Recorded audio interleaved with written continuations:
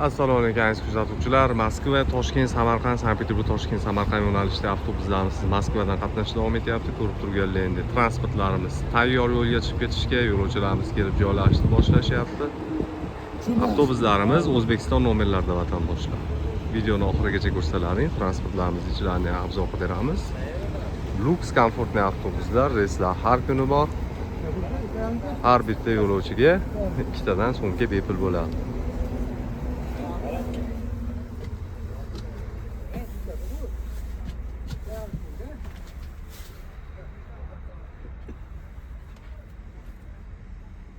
Aka qalay ketyapsiz? Yaxshi ketyapsizmi? Sidinalarning oralari keng.